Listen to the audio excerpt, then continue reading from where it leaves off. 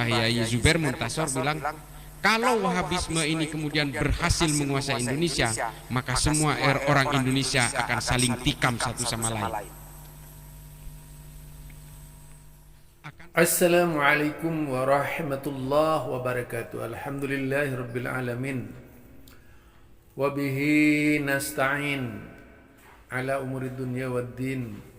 Wailu yawma idzil lil mukadzibin alladzina yukadzibuna biyaumiddin. Wa ma yukadzibu bihi illa kullu mu'tadin athim. Kembali bersama saya Zulkarnain El-Maduri.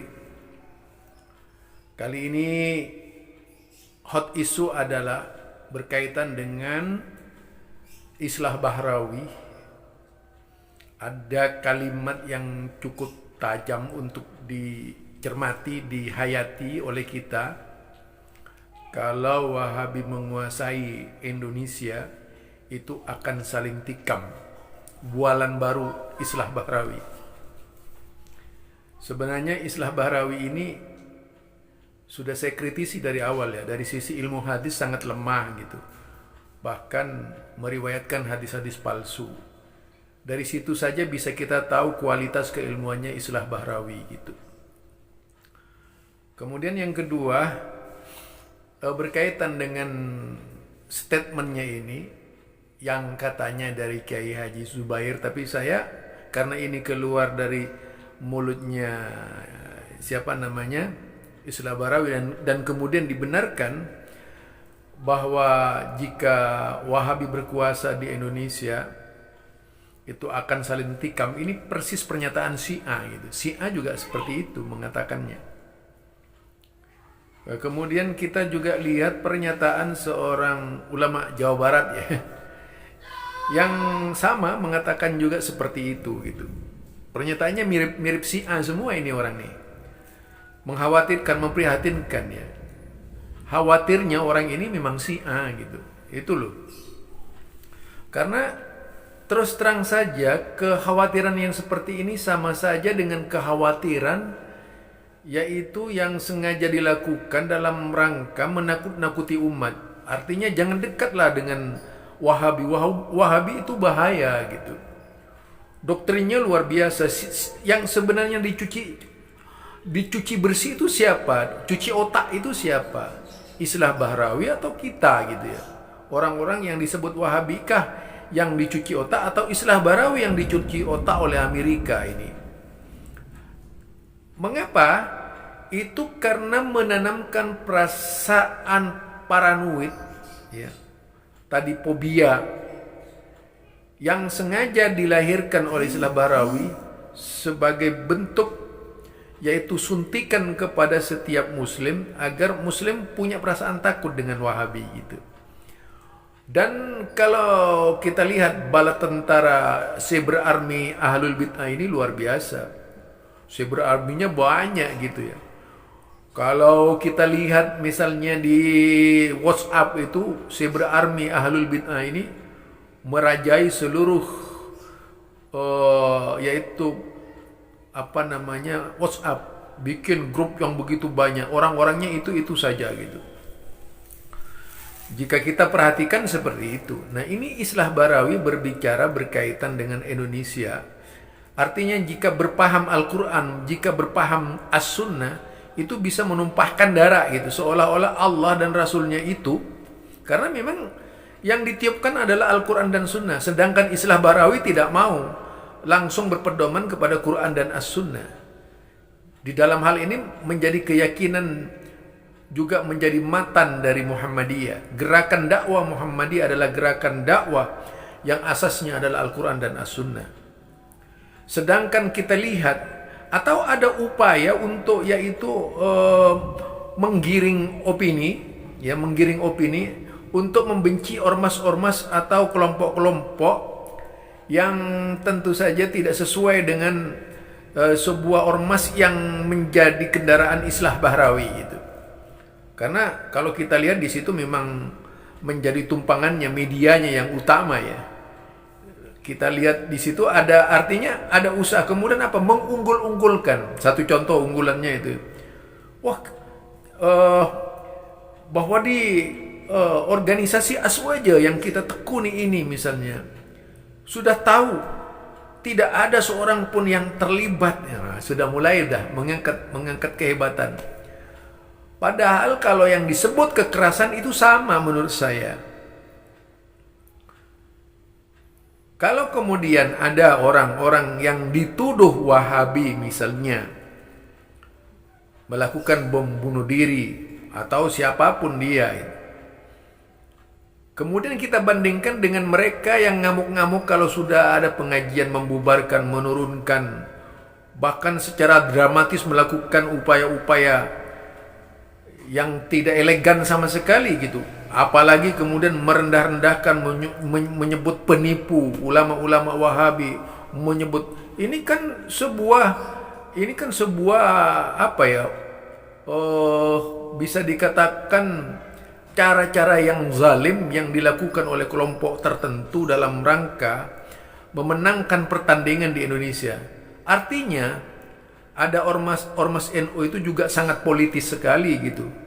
Jika orangnya ya seperti Islah Barawi. Islah Barawi juga sangat politis sekali.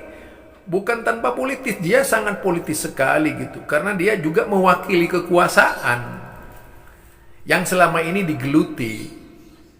Nah, sudah pasti politis itu. Nah, setiap yang berjiwa politis, kalau berbicara ideologi, ini saya masih ingat ya, Profesor Dr. Zidi Ghazalba itu dalam bukunya tentang ideologi, dan juga beberapa profesor lainnya, bahwa ideologi dengan ideologi itu tidak akan bisa dipertemukan, bersaing untuk saling memenangkan. Nah, sekarang kalau misalnya ada ormas yang dianggap ideologi, tentu itu juga akan diperjuangkan mati-matian bahwa ormas tersebut adalah ormas yang paling hebat itu. Nah, kemudian apa konsekuensinya? Siapa saja yang mencoba mempengaruhi orang-orang ormas dan sebagainya, nah itu menjadi sasaran gitu, dengan berbagai macam cara, mulai dari mengorek keterangan siapa sih yang memusuhi ormasnya itu, sampai upaya-upaya untuk mengubur habis kelompok-kelompok yang anti ormas tersebut gitu. Itu sudah bisa dibaca ya, itu namanya sebuah taktik politik ya. Taktik politik yang seperti itu dilakukan oleh siapa saja. Jadi di Indonesia ini tidak ada orang yang berdakwah murni, tidak ada orang yang mengajak secara murni. Semuanya itu disandarkan kepada politisasi, persaingan politik yang ditekuni oleh yang bersangkutan. Dalam hal ini Islah Barawi. Ya, di NU kita tahu NU itu juga dulunya adalah partai politik ya, partai politik. Jadi di sana masih banyak insan-insan politisi gitu. Nah, yang tentu saja tidak bisa dilepaskan dari usaha-usaha politik. Lah buktinya coba, siapa yang paling berani merendahkan Muhammadiyah misalnya? Wow, Muhammadiyah goblok gitu ya. Itu kan orang NU. Ya, jadi kalau kita dulu lihat seperti itu, banyaklah. Jika diperhatikan dari pernyataan-pernyataan orang-orang seperti Idrus Ramli, seperti pimpinan wilayah NU Jawa Timur ya, semuanya mengusik Muhammadiyah, termasuk Habib Alwi itu mengusik Muhammadiyah itu. Lah itu politis sekali mereka. Jadi ini apa sebenarnya yang diinginkan oleh mereka dengan menimbulkan gemelut seperti itu? Itu satu contoh saja. Artinya kalau berbicara di Indonesia kalau dikuasai Wahabi itu kalau dikuasai Wahabi akan saling tikam, itu sebenarnya ancaman Islah Barawi itu, ancaman kelompok mereka. Mereka mengancam bahwa akan menimbulkan chaos di Indonesia. Artinya memang mereka ini tidak sanggup gitu, tidak sanggup berbeda. Apalagi kemudian jika pengikutnya itu eksodus meninggalkan kelompok mereka. Jadi mereka sebenarnya tidak sanggup, bukan apa, itu politis, pernyataan politis yang dilakukan oleh Islah Barawi, bukan pernyataan dakwah. Dia bukan seorang pendakwah. Dari caranya berbicara saja berkaitan dengan hikayat Nabi, dari saya mendengarkan ceramah-ceramahnya dari awal itu sampai sekarang ini, mulai ketika mengusik Wahabi, sejak muncul di media sosial, Islah Barawi itu biasanya yang dibahas itu adalah Salafi Wahabi, pasti itu. Zikirnya ya, zikir, karena memang zikirnya Salafi Wahabi 33, Salafi Wahabi 33, Salafi 33 gitu. Nanti ditutup dengan doa itu. Ya itu salah satu cara yang tentu saja dalam rangka merubah cara pandang umat Islam di Indonesia. Seragam loh, ada Idrus Ramli, ada ya Islah Barawi, ada Dr. Rozi, ada anak-anak Aswajo. Coba lihat di internet itu. Seragam mereka menjadi buzzer. Sebuah kekuatan yang dilakukan oleh mereka dalam rangka yaitu menanggapi apa.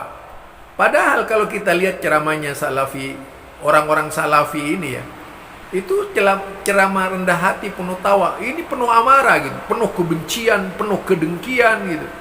Bahkan kalau tidak berhasil menyetop itu, mereka turun ke bawah yaitu menggasak pengajian Wahabi tadi itu diberhentikan oleh mereka gitu. Menjadi polisi di Indonesia, polisi kedua gitu. Yang kelak kemudian itu menjadi haknya polisi, justru kemudian menjadi haknya mereka gitu. Sudah keterlaluan gitu. Biasanya mereka bikin surat pernyataan dan sebagainya, surati instansi terkait untuk menghentikan pengajian seperti itu. Wah, ini sangat luar biasa, saudara. Sebenarnya ini yang tidak Pancasilais gitu. Kenapa? Orang yang Pancasilais sudah pasti akan menjunjung tinggi ketuhanan yang Maha Esa. Kalau merasa Tuhannya sama, tidak perlulah kemudian dengan cara-cara yang tidak elegan kayak gitu ya. Bikin fitnah, propaganda dan sebagainya. Kemudian apa? Di situ juga ada keadilan sosial bagi seluruh bangsa Indonesia misalnya. Nah, itu keadilan, cara berpikir keadilan kalau tidak diterapkan pada setiap pribadi, bagaimana mungkin ada keseimbangan di dalam berbangsa itu? Tidak akan pernah ada, yaitu keseimbangan di dalam berbangsa dan bernegara. Kemudian bisakah mencapai persatuan Indonesia misalnya? Itu di situ persatuan kesatuan Indonesia ini jelas sekali terpampang di Pancasila itu. Falsafah itu adalah dasar-dasar bagaimana seorang anak manusia di Indonesia itu memiliki dasar-dasar persatuan dan kesatuan yang muncul dari kesadaran pribadi gitu. Ini satu sisi berbicara Islam wasatiyah. Islam wasatiyah kayak apa kalau menggempur habis-habisan Wahabi dari Hong Kong kali itu? Tidak ada Islam wasatiyah ya seperti itu. Islam wasatiyah ya justru menengahi, bukan mengubarkan kebencian. Ini mengubarkan kebencian dan segalanya gitu. Apa yang dilakukan oleh Islah Barawi itu sebenarnya apa? Mengubarkan kebencian di umatnya mereka, umatnya dia gitu. Mulai dari Madura dibakar dengan antipati itu. Padahal dulu ada ini di Madura ya. Oh, di sini ada orang Kristen. Oh, nggak ada. Yang di sini yang ada cuma Muhammadiyah. Masih ingat saya itu dulu itu. Jadi itu pernyataan yang umum dikenal di Madura itu. Itu saja sudah muncul kebencian, apalagi dengan dibakar seperti itu. Di mana letak persatuan dan kesatuannya yang ngaku-ngaku Pancasila itu? Kemudian yang keempat itu kerakyatan yang dipimpin oleh hikmah dalam permusyawaratan perwakilan ilah titik itu. Itu jelas sekali di situ ada apa? Yaitu permusyawaratan perwakilan, ada usaha-usaha suro bainahum.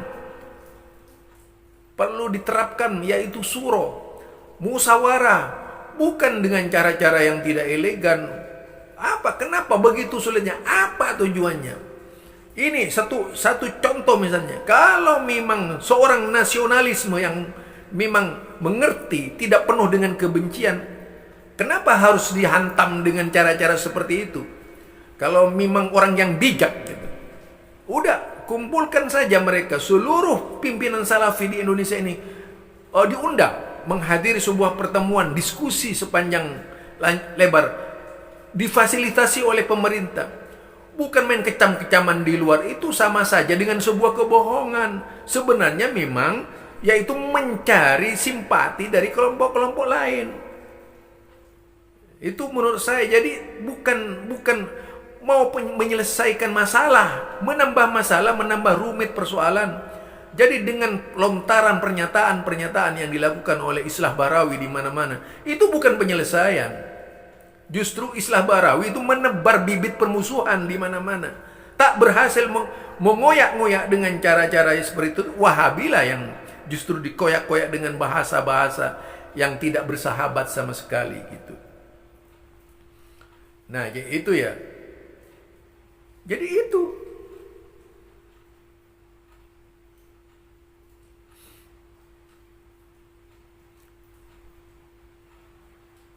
Oleh karena itu di dalam hal ini mungkin sangat penting bagi kita berbicara Pancasila. Ada kaitannya juga misalnya yaitu bagaimana setiap anak bangsa di Indonesia ini bisa mengerti betul tentang apa itu agama gitu. Masa dengan orang-orang dengan orang Kristen bisa bersatu kita, dengan orang Hindu bisa bersatu kita. Ini malah Wahabi dianggap musuh, kan lucu itu. Jadi tidak masuk akal gaya-gaya yang seperti itu yang disampaikan oleh Islah Barawi, nggak masuk akal itu. Bagaimana bisa seperti itu? Jadi kalau memang ingin menyelesaikan masalah, yaitu dengan cara yang elegan, cara-cara yang diajarkan oleh Pancasila gitu.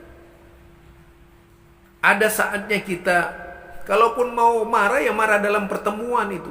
Tunjukkan argumentasinya.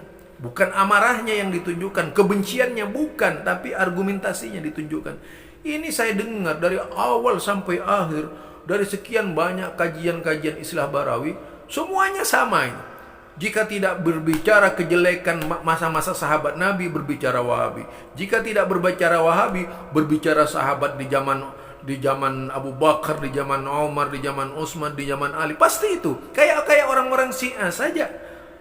Pembicaraan seperti itu kadang-kadang dia menggunakan istilah-istilah yang sebenarnya ya dapat yaitu tadi menimbulkan chaos. Siapa? Yang menimbulkan chaos itu yang reaktif. Ya. Yang menimbulkan chaos itu yang reaktif. Sekarang seperti tadi misalnya dikatakan kalau Indonesia dikuasai Wahabi misalnya. Loh, tidak dikuasai Wahabi saja. Waktu berdirinya Muhammadiyah saja sudah musallanya Kiai Haji Ahmad Dahlan dibakar ketika itu. Kemudian pada waktu ke usaha ke Banyuwangi mau dibunuh itu. Coba baca kisah Kiai Haji Ahmad Dahlan. Apa lalu kita akan menuduh Kiai Haji Ahmad Dahlan Wahabi gitu. Ini lucu orang-orang di luar ormas. Apa yang sebenarnya yang mereka cari kita kurang tahu. Yang jelas itu bukanlah cara-cara yang bersahabat. Itu barangkali subhanakallahumma bihamdika asyhadu an la ilaha illa anta astaghfiruka wa atubu ilaik. Assalamualaikum warahmatullahi wabarakatuh.